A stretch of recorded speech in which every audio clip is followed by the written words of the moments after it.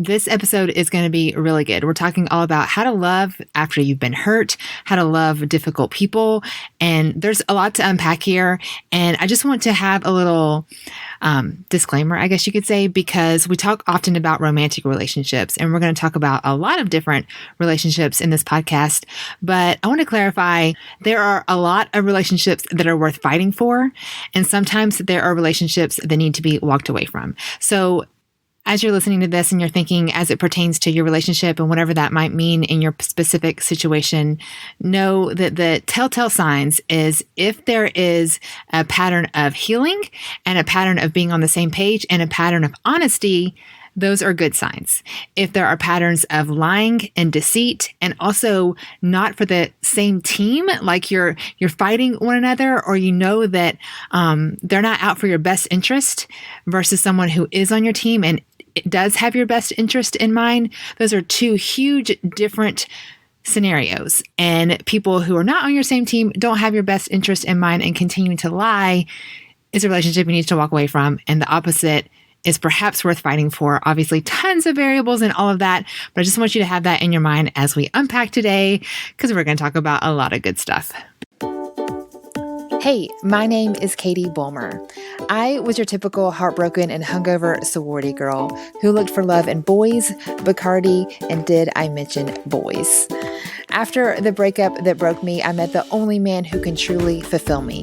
His name is Jesus. Shortly after that, I met my husband, the best example I have met of Jesus on this earth. Today, I have never been more sure I am right where I'm supposed to be, on a mission to help today's young women find their life calling, stop dating dirtbags, and basically just be who I needed when I was younger. I've been called a big sis, an adopted mom, or my favorite title, a cool aunt. But however you think of me, get ready to be challenged and encouraged. This is the Truth for Your 20s podcast. Hello, welcome to another episode of the Truth for Your 20s podcast. My name is Katie, and I am your host. And today I'm talking with my new friend, Adam Weber. I'm thrilled about this conversation as it especially relates to the year that we're living in, the political climate that we're living in, and what it looks like to love people. And not just the cute love everyone on a t-shirt, but like really love, even when there's hurt, even when there's disagreements, even when you always don't see eye to eye. And Adam has a lot of expertise in this area and a book on it. And we're going to have a conversation about it. So welcome, Adam, to the podcast. Katie, I am honored to be on with you today and just excited about our conversation, and getting the chance to sit down with you two is a huge blessing to me. Well, you are such a cool dude. So explain to us, we were just saying you live in South Dakota, which is exciting because it's proof that people actually live there. I am. I'm from South Dakota. There's only a couple of us here. We have lots of open space right now. We've been socially distanced actually since the beginning of time out here. Yeah. So we're born and raised in South Dakota, and I pastor a church in Sioux Falls called Embrace. Never wanted to be a pastor or start a church, but did that. Been married to my wife, Becky, for 16 years. We have 4 kids, still trying to figure out where kids come from because they need to stop showing up on our doorstep. And I like all things old. So if you have an old collection of anything, I'm automatically your best friend and want to spend time in your attic looking through old stuff with you. But yeah, that's a little bit about me. Written a couple of books, and just so grateful for the life that I have. I've right now I feel like I'm standing in the best season of my life, and so I'm really, really grateful for that. All things old. I have never heard that, and I find that fascinating. I'm curious, do you like old music? Because I'm a big fan of like the 60s and 70s. I do like old music. My high school car was a 66 Ford Falcon, and so I only had AM in there.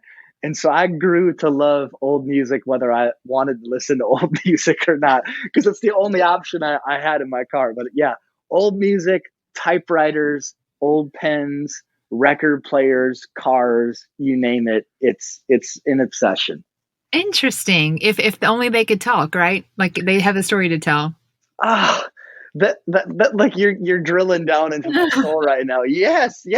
I just got another old car. My wife says this is it. It's the only car I could fit in my garage. It's a 1947 Crosley, and a gal dropped it off to me with her husband, and it was her dad's and her dad's car originally. And she's like, I care nothing about cars, but when I see this car, I think about my dad. Oh. Her dad passed away a few years ago, and I said to her, I'm like, can you tell me about your dad a little bit? And so she did. And I said, that makes me love this car even more. Like, so we need to restore it. We're going to make it happen. Oh my goodness. Well, that just shows a little bit just your love for people and conversations, and that we all have a story to tell. And I love that. I was thinking recently about how when you get frustrated with someone and like, how can you not see this side? And why don't you see it the way I see it? And essentially it's because we have limited views, and there's so much to this conversation of grace. So anyway, I guess take us to like your book and why you decided to write that. The most recent one. I know you have two, but the most recent one. Yeah. So my most recent book's called Love Has a Name. And I wrote this book coming out of the hardest season of my life. I did a 2-book deal, and I've joked with close friends, if it wasn't a 2-book deal, I don't know if I would have written a book. But because I kind of had to, it forced me to put what I was going through on paper. And now I thank God for that, because genuinely speaking, since I was born, I've just loved people. Like I'm fascinated by people. My wife always tells me that strange rangers are attracted to me. And I take that as like the best compliment ever. So I've just always loved people. And I can remember in high school seeing older folks that would become jaded. And it was like, at what point in life do you become like this jaded, angry man? Because it just seemed unfathomable to me. Well, now fast forward, I'm 38 years old, and I ask the same question, just the total opposite. It's like, how do you get to become 60, 70, 80 and still love people, still assume the best, still have joy, not be defensive, not be just bitter at everybody, because now that feels impossible. And so a few years ago, just went through a really hard season of feeling hurt and betrayed and wronged. And I didn't want, for the first time in my life, didn't want to love anybody. I wanted to love my wife, my kids, a few close friends, and that's it. And it's kind of bizarre because that's where it feels like our world is at right now. It feels like I was at 3 years ago. Everybody's like, I want to watch out for my family, couple friends, and everybody else can mind their own business. But thankfully, God didn't let me stay there. And so I began on this journey of what does it look like to love people. And so that's really where the words came from in the book. So often it is, you grow up and become an elderly person, and you're jaded and you're grumpy or whatever it is, but instead you're asking, how do you get older in life and say and assume the best? I'm picturing Bob Goff, right? The quintessential like yes. Wow, you're a murderer. Cool. What's good about you? Like, let's talk about the good in you, because I'm sure that's there too. And that's the beauty. I was talking about this with one of my friends the other day, how people grow up. I've heard two stories, someone who grew up with a crack addict, drug addicted parents who were abusive and, went away jaded and blaming their parents for all things wrong. And an exact same sibling looking back saying, my parents did the best they could. And I don't hold that against them. And it made me who I am. And just that viewpoint is a game changer. Perspective changes everything, because I have an older man. He was a mentor of mine that passed away a few years ago, named Roger Fredrickson, 93 years old. And every time I was around him, I felt like I was hanging out with a 20-year-old in the best way. Like he just had the softest heart. I'm like, here's a guy who's been through trials. He's lost his wife at this point. She passed away, experienced heartache. I'm like, how do you do this? And I think it's really a perspective thing. If I was to ask anybody listening right now, who are the 5 people that have hurt you, wronged you, you feel just like you've been overlooked or walked on, I'm guessing we could list those names. It's the names of the people that we've cursed out in our car when it's just been ourselves, when, we see them on Facebook and we're like, gosh, I just kind of wish they'd fail. Like we think horrible things. Like honestly, like I hope their marriage falls apart. I hope they get fired. those are evil things to think, but we feel those. And the person who's like, I don't feel those things, lying is also wrong too.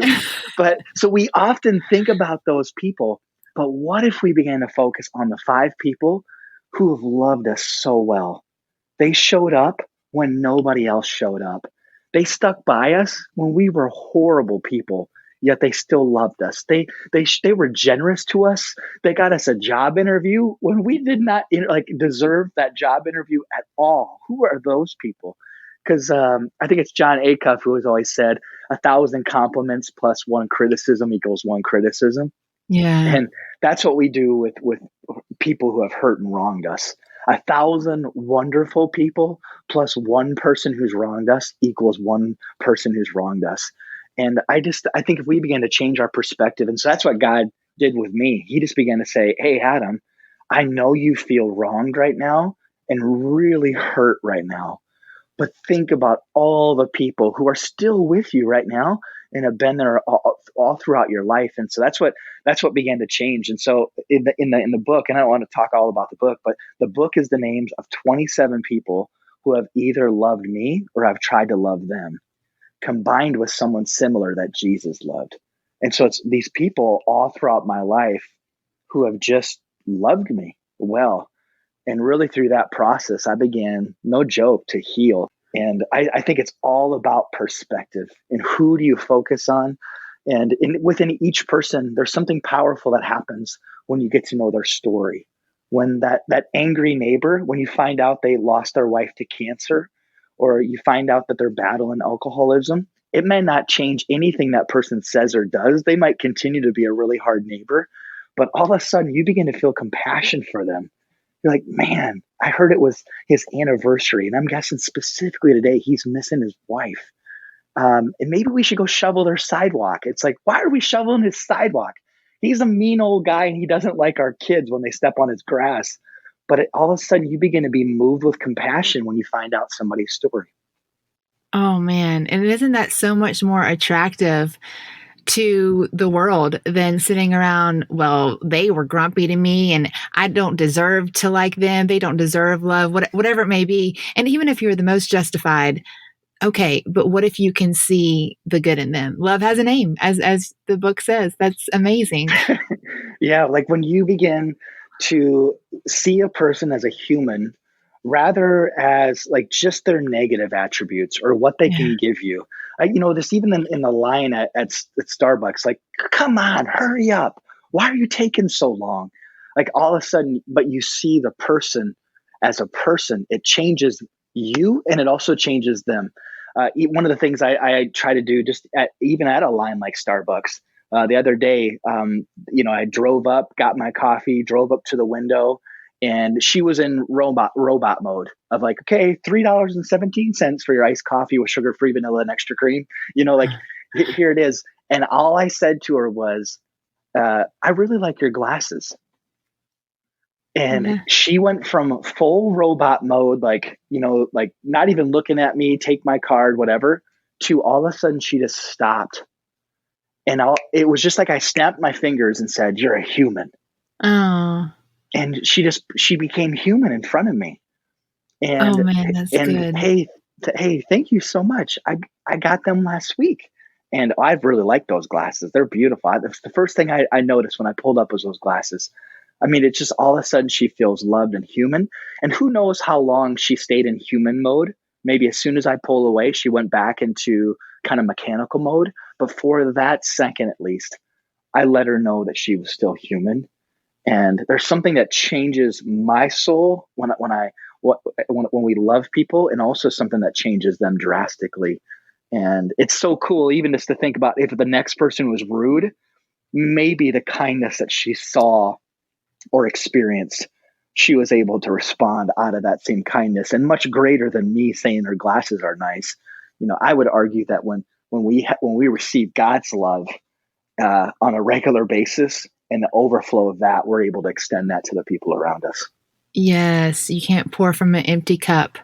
Yeah. Again, and I think a few years ago, that's what I realized, because before that was my strong suit, was being able just to genuinely care about people.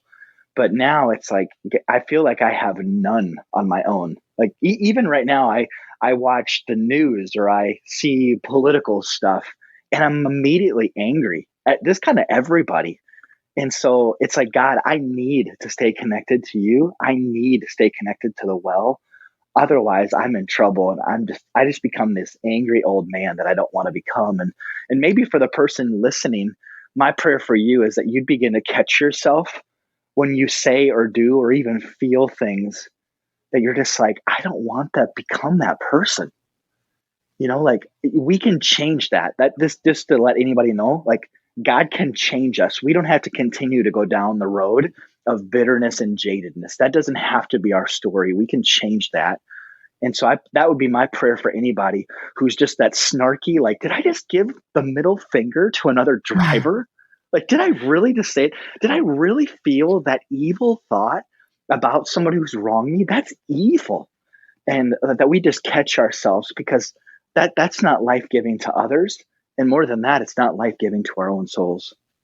Yeah, I was going to say, it's human nature, though. You get angry. People frustrate us, and you want to be like, "Yeah, rah, rah, rah, rah." But I think what you said was very powerful. It's not life-giving to ourselves. Like, it's normal to want to like bubble up and explode, but it doesn't help the other person. Obviously, we know that, but it doesn't help us. Like, it's just tearing away at our, what is it, the saying, like, unforgiveness is drinking, what's the poison? Yeah. I'm trying to say? Yeah, drinking poison, hoping the other person will die. That's it. Yes. Yeah, that is so true. So one of the other things I started to do during this time of just trying to get back, I mean, again, just really what's broken coming out of this season. And one of the things I began to do is I began to pray each day, God, help me to find one person today that I can go out of my way to love or serve. Help me just to find one person today that I can go out of my way to love and serve. And again, at this, like at that time and still now, I, pastor a larger church, have a staff of 27 some people, have 4 kids, married, all this kind of stuff. That just seems like another to-do list, but actually it became the highlight of my day. Was just like, I'm going to go. And it was almost a way of taking the focus off myself and being inward focused and angry and bitter. It's like, I'm going to find one person that I can go out of my way to love and serve. And it turned into the greatest adventure ever. And some days it would totally fail. Like I would try to do something and it's like, okay, what am I even doing here? And other times the person would be like, wow, that was amazing. Other times the person wouldn't even notice that I did something, but it wasn't about the response. It was just about me. Like, God, today I'm going to love somebody that doesn't maybe deserve it. Like, why am I doing this? And that was one of the greatest life givers that I did. And it was just because it took the focus off myself and placed it on God and it placed it on others. Focus off yourself. That's powerful. All right. So this is obviously a game changer, just being the one who can bring life at the Starbucks line or, to someone you work with and all of that. And that is beautiful. But I want to take it step further as it goes into like deeper relationships. So first I want to as this conversation relates to someone, perhaps not a family member or someone who's super close to you, but someone with a very different viewpoint that is hard for you to see past. So you see very different politically or religiously, or one of these pain points in human nature that makes our claws come out. Maybe as a colleague, we're not going to go into family yet. I'd like to go to that next, but I'm curious how we talk to and love someone who we just completely disagree with on a huge topic. It's not easy. And the closer they are, the harder it is. If it's a sibling or whatnot. I think for me, don't feel like you need to enter into every crazy conversation. Oftentimes the other person, if they're unhealthy, they're going to try to bring up the controversial question with you. You don't have to do that. And so maybe if it's really a conversation that you struggle to have a level-headed conversation with on something that's controversial, just don't do it. Yeah. Talk with them about anything else. The weather. Yeah. Look for a way to connect with them about anything else. If you have a connection with sports, if you have a connection with parenting, anything else that you can talk about. And if it comes up and it's kind of coming up out of a snarky place, maybe just even say like, hey, like I just right now, I just really can't handle that conversation right now. I just know I say things, and so I'm just not at a healthy place in that area. I mean, I think even just to say that, but really look for the common ground in that person that you do have. Focus on that. I'd also challenge you to find out more of their story. Like, if it's not something that's super close to you and it's a coworker, find out more of their story, almost for your own soul. Because really, when we get angry and we're jaded and we're snarky, rarely is it ever actually about politics and who's Yeah. president of our country. That's what's so crazy. I'm like, rarely is it actually about that. It's a person who might feel overlooked or unseen, or a person who's never had their viewpoint validated. And so I think just begin to look for ways to serve that person, maybe just even to honor that person, which sounds crazy. If they do well at a project at work, write them a note and say, wow, you crushed that project.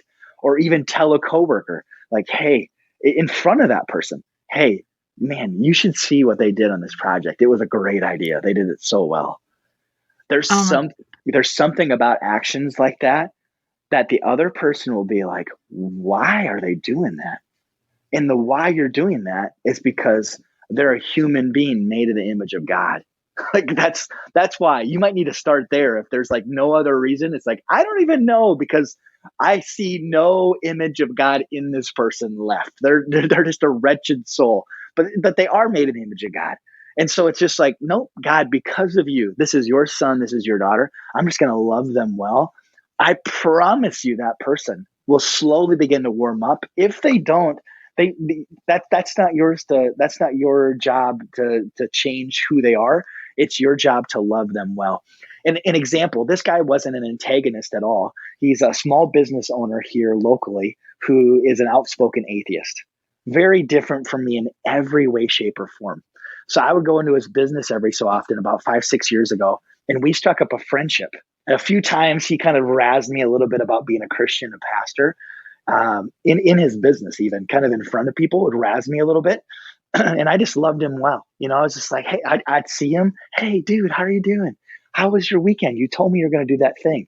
And he was just blown. He was shocked. You could just see it on his face. Like, why are you being kind to me when I've made fun of not just your beliefs, but what you do for a living? Well, some of our businesses shut down with COVID, and his business did too. But in the middle of that, we began to reopen businesses. I was walking on the sidewalk one day. He saw me walking. He turned his vehicle around, got out, and said, "Hey, Adam." I'm like, "Dude, how are you doing?"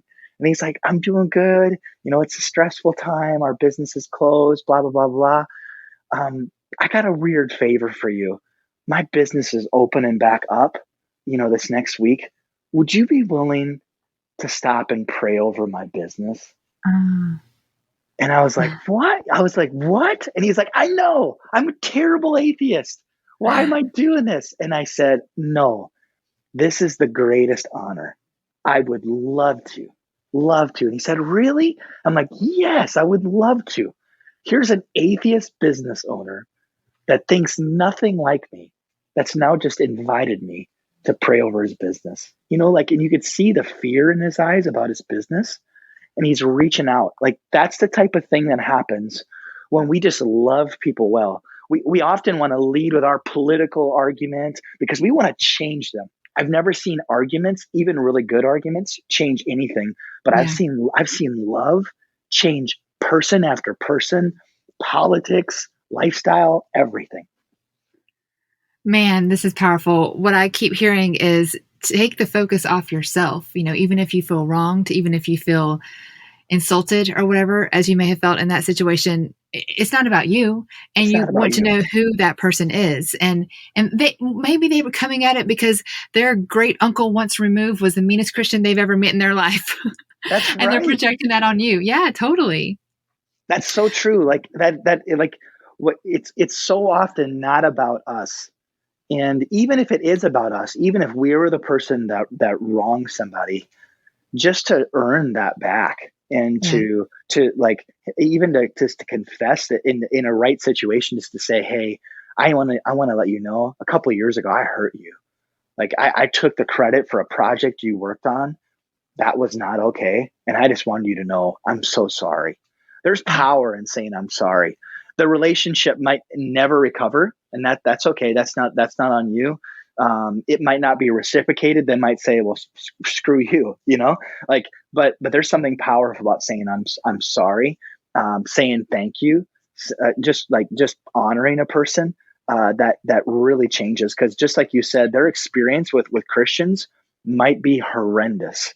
On a almost once a month, once every other month from stage, I try to say I'm sorry on behalf of like the worldwide church.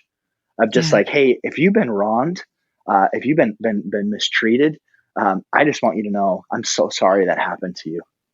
Do you know that I have an evergreen course, meaning you can take it whenever you want to, called Making a Dating Plan? The idea came from my most popular quiz. I have about 3,000 girls who have taken my free quiz, How to Make a Dating Plan, which you can access anytime you want. It helps you decide what matters to you in a dating relationship.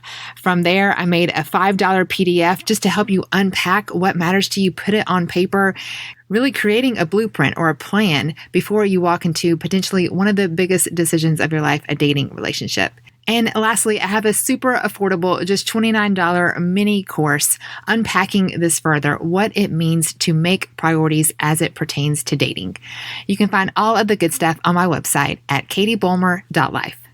Um, I'm curious, you mentioned, how to love someone as the example that Jesus gave us, and because everyone is made in an image of God. But what if someone was like, okay, that's cool, but I don't believe that. And even if I did, what's in it for me, so to speak? Because this is a hard subject we're talking about, and it's hard to It set is. yourself to the side and say, I'm going to love this butthead, even though nothing in me wants to love them. So what's in it for them? I don't know a better way to put that, but how That's is so it good. That's so freeing? good. Yeah. Yeah. So I'm going to share just the churchy answer really quick. There's a guy named John in the Bible who refers to himself as the one that he loves. Like he like his way that, like, what do you do for a living? I'm a pastor. I'm the husband of whatever. How he defines himself as the one that he loves. Like that, basically, like he's loved by God. Like, so this guy is like, just like, that's his identity. I'm the one that God loves. That's pretty cool. But anyways, he talks all about love, and he says, when we love one another, God's perfect love is made, God's love is made perfect within us. So when we love one another, God's love is made perfect within us. And I've always understood that verse as, when we love another person, they see the perfect love of God inside of us. That's pretty cool. Like, whoa, that's pretty rad. But here's what, like, really hit me just about a year and a half ago. It's not just true for the person that we love, but it's also true for us. When we love one another, God's love is made perfect within us. I've always wondered, why does it feel so good to love another person with no strings attached, even when it's really hard?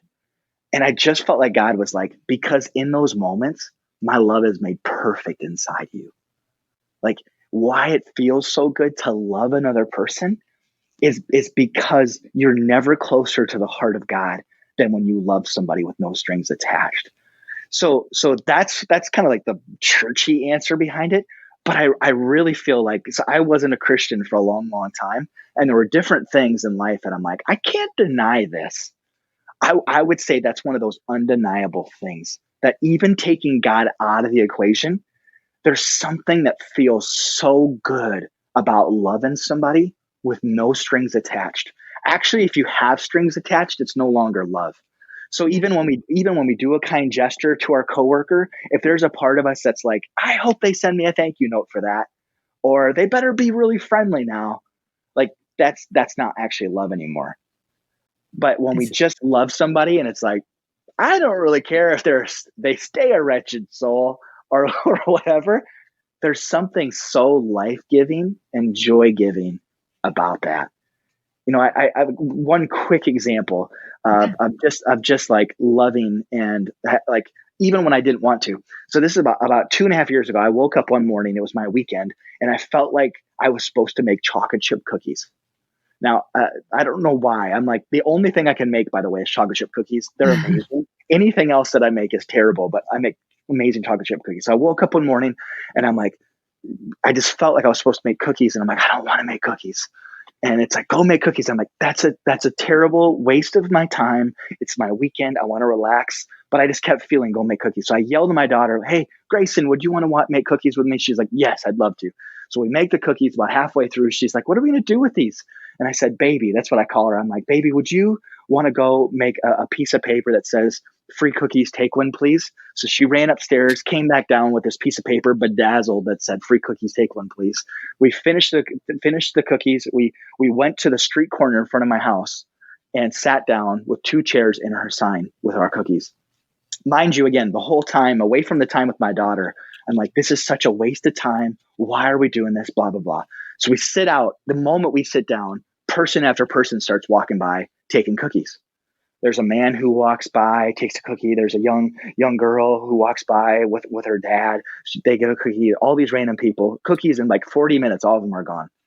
I go back in. The entire time I was complaining of just like, what a waste of time.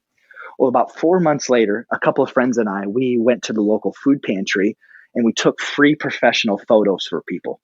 So they would come up to the food pantry, get their free family photo taken, go eat their meal. And then when they came back out, they'd have a free framed 8x10 photo of their family. Oh, So we're doing this. I asked Facebook friends to donate the 8x10 frames. So we had like 200 8x10 frames, 2 local photographers who are awesome. So we're doing this. Well, halfway through, this man walks up and he's angry. He looks angry. I thought he was angry. He's like, you, and he's pointing right at me. And I'm like, oh my gosh, he's angry. He's like, you. And I'm like, oh my goodness, why is he yelling? And he said, were you and a little girl on a street corner giving out cookies? I'm just like, oh my gosh, this is the one man who hates my cookie recipe. Or like, did he get food poisoning? What happened? And so I'm like, yeah, it was me. And then he said, this man is amazing. And I said, no, no, no, no. And he's like, amazing. And I'm like, no, no, I'm not. And he said, that day I had just lost my job. I was walking home and I was starving. And I saw you and this little girl selling something. And I knew I didn't have any money. And so I crossed over to the side of the street. And then you yelled out free cookies. And he said, first off, that was the best cookie I've ever tasted. I'm like, God, keep me humble. God, please. And then secondly, he said, that day I just needed to know that someone loved me, that God saw me and he cared for me and he was going to provide for me. He's like, I just want to thank you. Since that day, I've wanted to find you and say thank you. And so wow. my friends were like, what was that about? And I'm like, I can't believe it. And so literally I'm like, wow, that's amazing. I wish I wouldn't have complained the entire time, but unbelievable that you could do that. Well, again, fast forward just a little bit later, a family comes to the church I pastor, and they've wanted to have kids, but they've never been able to physically have kids. So they just fostered 3 little kids. And so the first morning that these 3 little kids came with this couple, I met them in the entryway, said hello. They went into the service. After the service, these 3 little kids come back up to me, and the youngest, he's like in first grade. He says, I know where you live. And I'm like, oh, I'm thinking to myself, he doesn't. He's a first grader. Why would he know where I live? He's a foster kid. There's no way. And then he says it again. I know where you live. And I'm like, that's just kind of weird to say to somebody. Then his older sister, I think she's a 4th or 5th grader, she said, and one day my dad and I, we stopped and we got a cookie from you and a little girl. And I said, I knelt down and I'm like, what? And as soon as I looked at her, it clicked immediately. She was the young girl who came with her dad that day. And I actually silently prayed for her because it seemed like she was in a hard situation. And so I knelt down and I said, that day I prayed for you because you just are such a beautiful girl, but it just seemed like you were maybe going through some hard stuff. And she said, my dad always loves walking by your house. I was like, what? She's like, he just always loves. He knows that he just likes to talk to you or something is what she said. So they left. The foster parents later that day messaged me and said, we can't believe this. And all I could think the rest of that day is to think how much I grumbled and mumbled and complained. And it's lately what I'm getting to is the things that I think are big things in life, like writing books and large churches and whatever. I feel like God's just saying, like, those things are actually really small things. They're Mm. here today and they're gone tomorrow. But Adam, do you want to know what the big things are? Like, do you want to know the things that will change the world and last for all eternity? Baking chocolate chip cookies to feed a man who's just lost his job. Baking chocolate chip cookies to give one to this little girl so that you can pray over her so that she can come to your church one day and connect the love of God with actually action and maybe now hear from God herself. And so, like, that's the type of thing, like, as far as what do we get, I just think about all the rat races that we run in our Yeah. lives and all the things we try to build up and houses. Like, if you have a really, really big house, that would actually, in about 50 years from now, be a perfect house to split into like mini apartments and like chop up in a low income area of town. Like, that's just crazy to think. Like, the bigger the house, the better it would be for small, tiny apartments. So all those things are going to come and go. But what's in it for me? These simple acts of love to people who don't deserve it, just like we don't deserve it. Those Yeah. are the things that I think at the end of our life, we'll look back and we'll say, man, I wish I would have done more of that. Oh man, so good. And you said something just at the end that I think is so powerful, that giving love when people to people who don't deserve it because we don't deserve it. And that's so powerful right there, because we're like, oh my gosh, look at them, and they did this and they did that, and they're so annoying and they don't believe this way, blah blah blah. Have we ever believed something Huh. wrong and we looked back and thought maybe I was wrong about that? Have we ever, lost our temper? Have we ever been guilty of doing something that we look back and thought even ourselves that we were totally obnoxious? I know I have. And giving grace to someone who you see the wrong, but we've all been in those shoes. We've all been there. We've all been there. Like, like, every so often, doesn't happen often very much for the most part, thank God for that. But you'll have someone who wrongly judges you and this kind of thing, like wrongly makes an assumption about you, or like just has a bad experience somehow, some way. And Yeah. what I always want to say back is, like, it's actually so much worse. Yeah. Like that person who's hating on you and like typing passive aggressively about you. It's just like, no, like, the blog post I could write about this fool named Adam Weber, you would never want to listen to him ever again. Like, you know what I mean?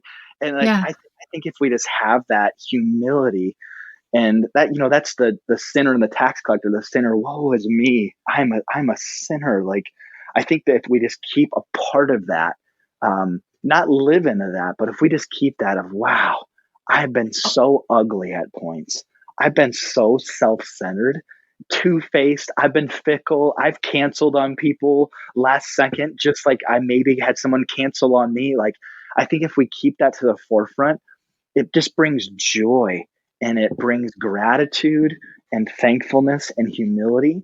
And that's a wonderful thing to be around. But it's even better, it's a wonderful life to live.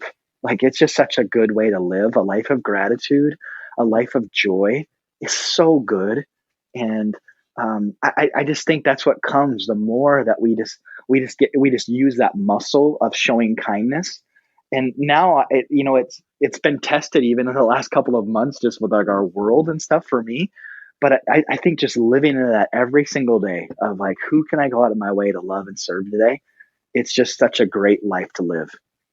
And I feel like what a lighter load to carry versus, oh my gosh, this person gets on my nerves. Immediately saying, I've done something similar to that. And seeing grace and forgiveness. Oh, I just think about the 100 pounds just left off your back instead of simmering in it and this and this and that. Golly, that just sounds so much heavier of a load than just seeing the grace. Yes, that is so true. And you can see that when other people do that. You can see, you just want to say to the person, life doesn't have to be this hard. Yeah. Like, we all have those people, that family member where it's just like, oh my gosh, it does not need to be like this. Do you see how miserable you are?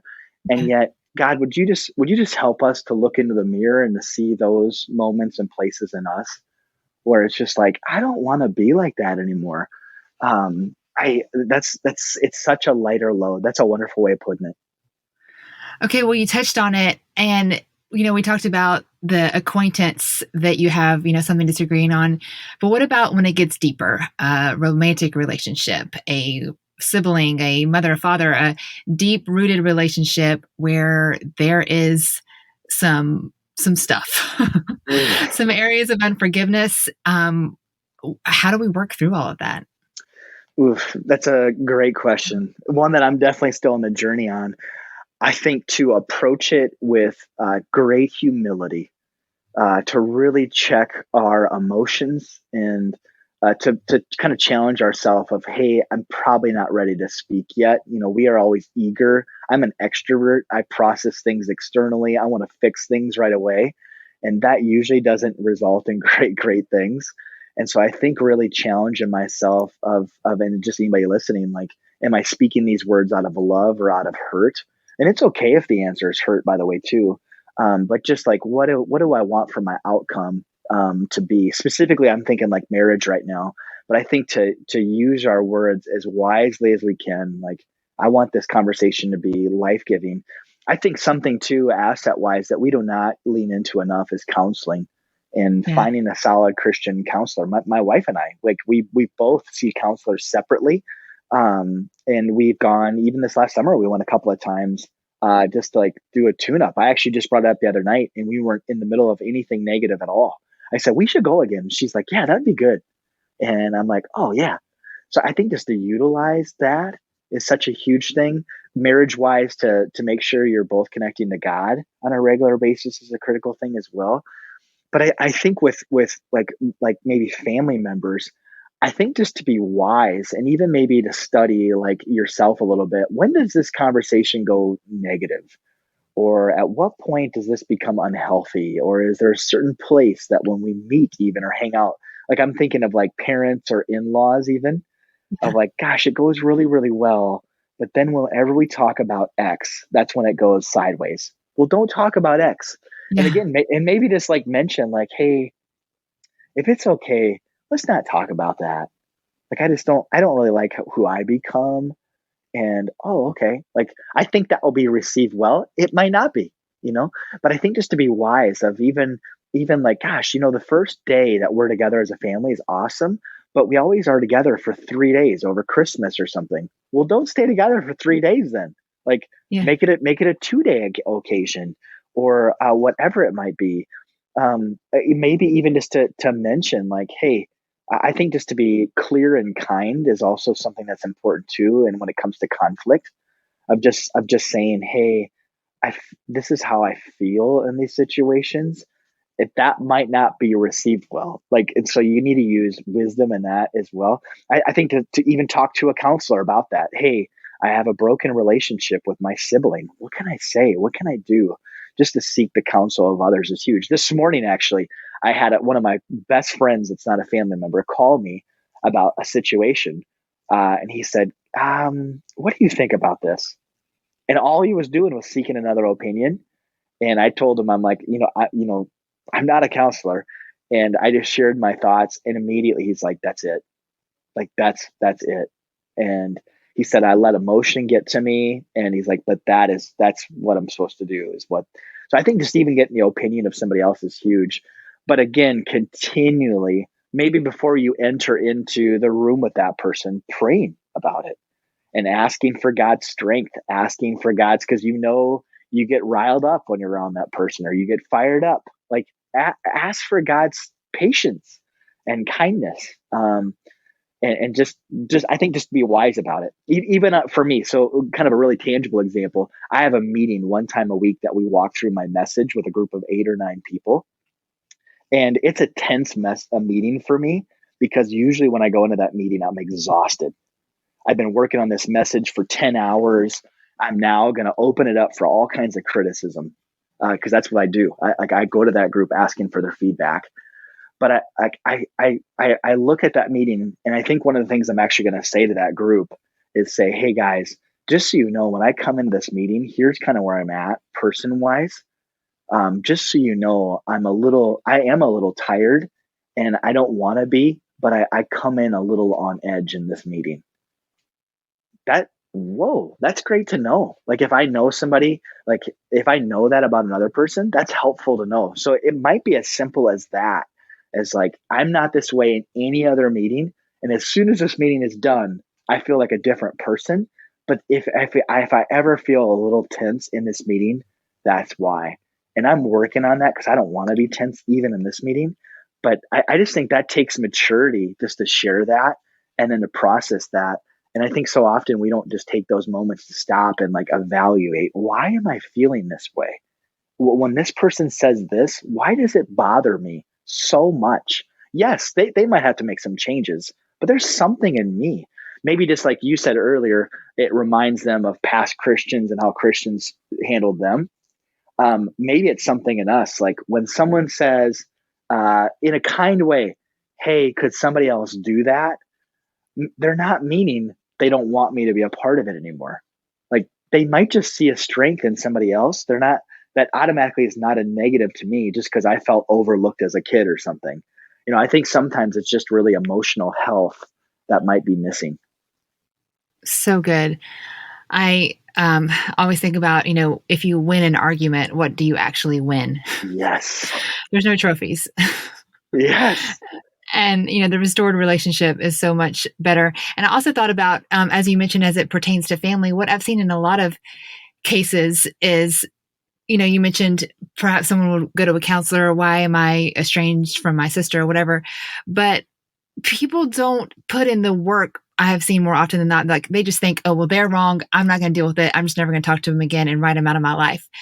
And we've talked about this a little bit, but that's kind of that drinking the poisoning and hoping someone else will die, right? Isn't that just harboring those feelings? And what I also say, because I've experienced this in my own extended family, it always affects more people than just you.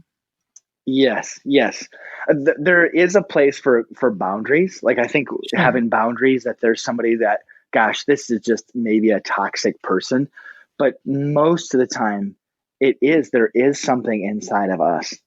And so even if we walk away from that person, we're going to walk into another relationship with another person carrying the same garbage with us. And Yeah. so I think to deal with it and to look deep within us, and not to take the blame if somebody's clearly wrong, but God, again, why do I respond this way?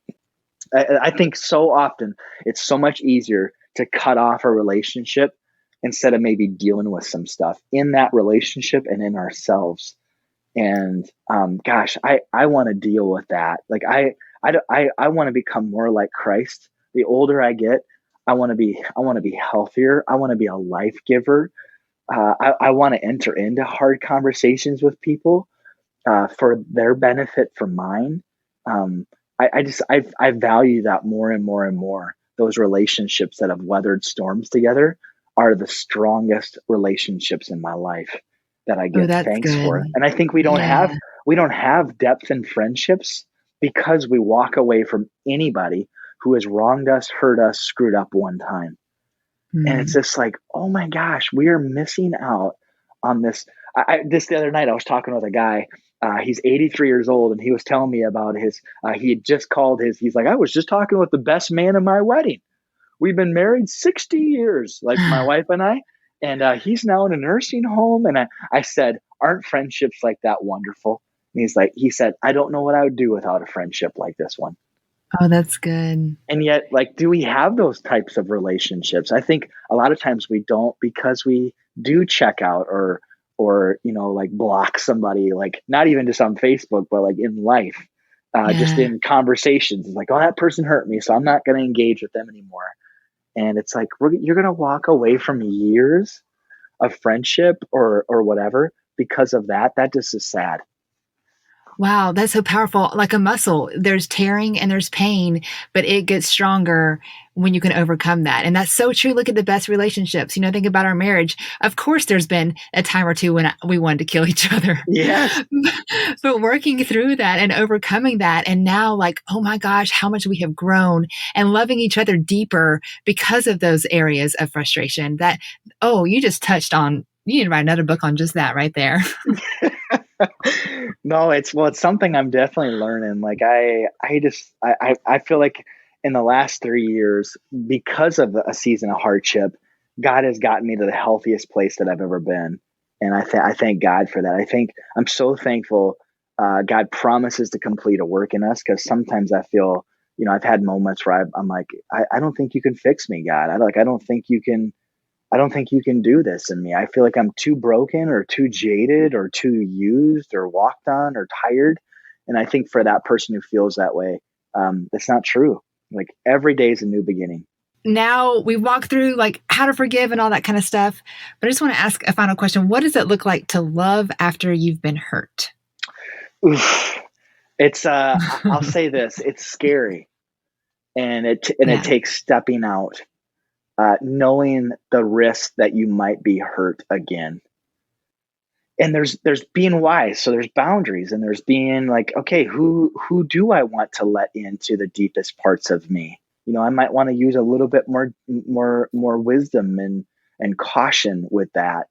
But to not love again, like, not even like, I'm not talking dating, relationships, marriage, to not love people again, to not enter into relationship, is a greater tragedy than being hurt. Yeah. It is. Like, Yeah. we are not meant to live life alone. We are meant to have relationship.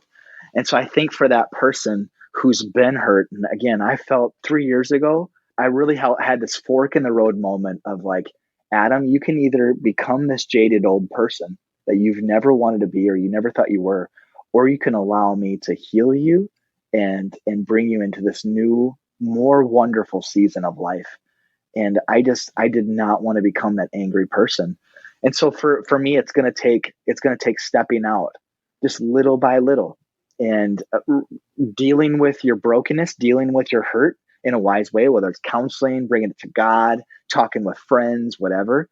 But I would just challenge you to not don't build up a concrete wall around you. Don't become this jaded, like, defensive person. And that just takes one day at a time of, I'm going to love somebody. And I think going into it, if you have the assumption, I have no expectations of them, I don't expect them to kiss my butt, to give me something, to be perfect. Like, I think just to go into it like, nope, I'm just going to love people, out of God's love, not my own. And that's my part. And I think just one day at a time. If there's a few safe people that you can start with, start there. If you're just like, this is a safe, healthy individual, just friendship wise, maybe it's even grabbing coffee with that person just to kind of build that trust up with somebody. And I think we have those safe people in our lives. And then maybe that person who is a little bit harder to love, or that person who reminds us of somebody who hurt us in the past. Again, there's wisdom, but it's like, God, I'm not going to stay at this place. And for me, I had to force myself to love people again. Like, to make chocolate chip cookies.